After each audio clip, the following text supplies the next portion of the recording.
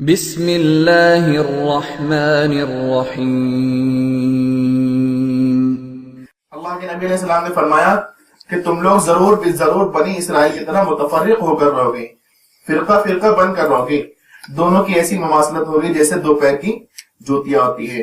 آگے حدیث کے اندر آپ نے فرمایا بنی اسرائیل 72 فرقوں میں منقسم ہو گئے، میری امت 73 فرقوں میں بڑھ جائے گی، سب جہنم میں جائیں گے سوائے ایک کے۔ صحابہ کرام نے پوچھا کہ وہ کون ہوں گے یا رسول اللہ؟ تو آپ نے فرمایا ما انا علیہ و اصحابی، جس پر میں ہوں اور میرے۔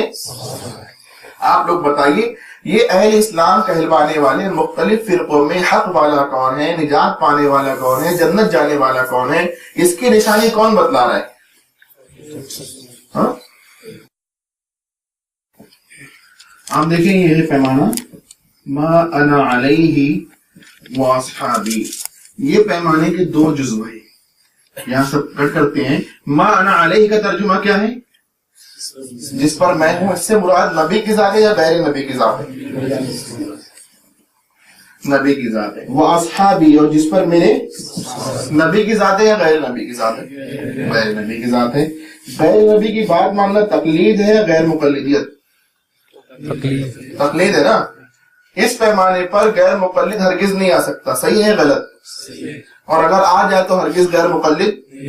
ایک شخص یہ کہتا ہے میں نبی کی مانتا غیر نبی کی نہیں مانتا، یہ جملہ کہہ کہ اس پیمانے پر آ سکتا ہے؟